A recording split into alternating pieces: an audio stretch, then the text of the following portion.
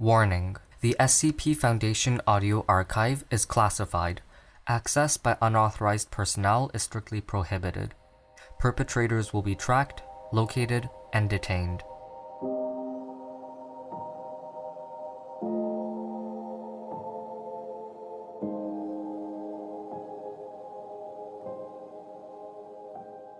One-armed bandit.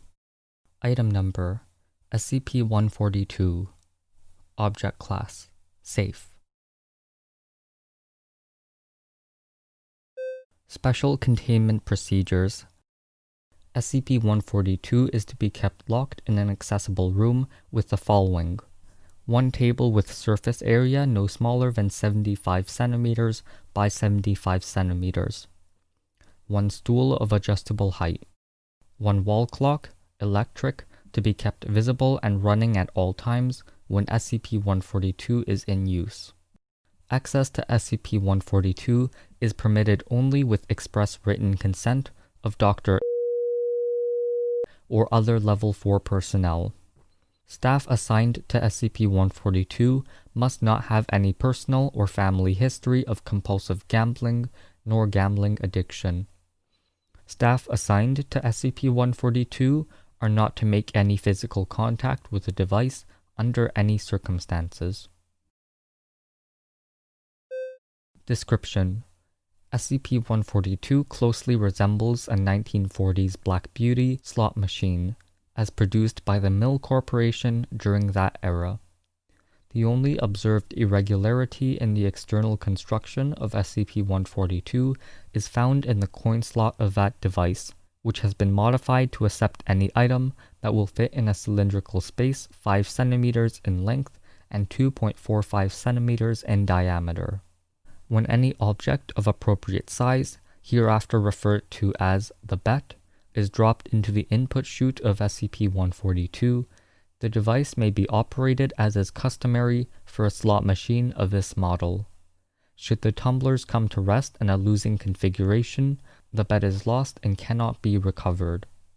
However, in the event that the tumblers come to rest in a winning configuration, between 2 and 200 indistinguishably identical copies of a bet are dispensed from the output chute of a machine.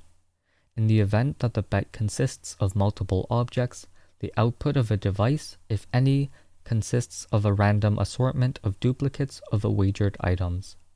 Test data reveals that the median payout from winning configurations to be 10 items, regardless of the number of items inserted. Human subjects allowed to interact with SCP-142 are affected by the object in 3 unique stages. Stage 1 begins immediately upon direct or indirect physical contact with the lever of the device. Subjects demonstrate mild giddiness and demonstrate a greatly diminished sense of the passage of time. If a subject has not exhausted the supply of betting material after 28 to 34 minutes of play, he or she will gradually enter the next stage. Subjects at Stage 2 appear compelled to bet larger and larger quantities of provided betting items, 5 to 20% of remaining material, until supplies are exhausted. Subjects also express the delusion that they are winning more frequently as a result of their altered betting strategy. In spite of this belief, the frequency of payout seems to be somewhat reduced at this stage. Stage 3 begins once all of a subject's betting material is lost, typically 10 to 12 minutes following the onset of Stage 2 if no additional betting material is provided to the subject by a third party. Subjects at this stage express a strong aversion to SCP-142 and will not continue to operate the device unless compelled with physical force.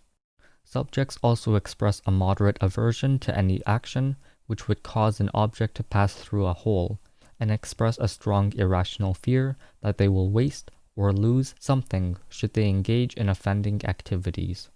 Specific examples vary by subject, but include passing through doorways, placing objects into cabinets, bags, or any other storage medium, use of sinks, showers, or other plumbing fixtures with drains, removing and or putting on clothing, sexual intercourse, and, most commonly, eating.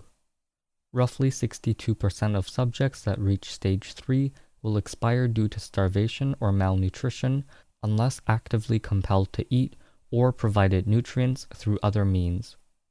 Any subject restrained or otherwise removed from interaction with SCP-142 during Stage 1 will recover in full within 1 hour.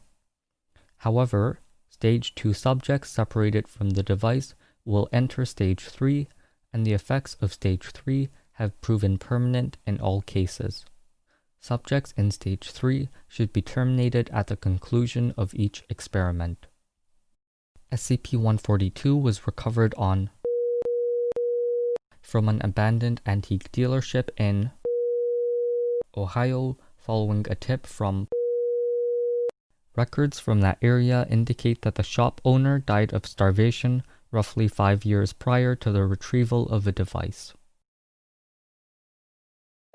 Addendum 142-1 on. In the course of an approved experiment, SCP-142 was temporarily disassembled and each piece catalogued. The construction of SCP-142 proved unsurprising for a slot machine of this make and model, with 2 exceptions. Component 142-0046, the lever of a device, was found to contain several unexpected alloys, including. Contact with this lever has no effect when it is not connected to the rest of the apparatus. Additionally, as mentioned previously, the coin slot of a device is extensively modified to accept objects larger than coins. The most notable element of a custom chute is component 142-0524, a small chamber composed of thin pewter plates. 142-0524 appears to serve as both a holding mechanism for betting material and the dispenser of payouts. The means of interaction between this component and the rest of SCP-142 is unclear. However, due to the highly fragile construction of component 142-0524 and its presumed relationship to the device's duplication properties, further examination is prohibited without O5 consent. Addendum 142-2. With the permission of O5, personnel may now submit appropriate materials to be used with SCP-142 for potential multiplication. Requests should be submitted in writing to Dr.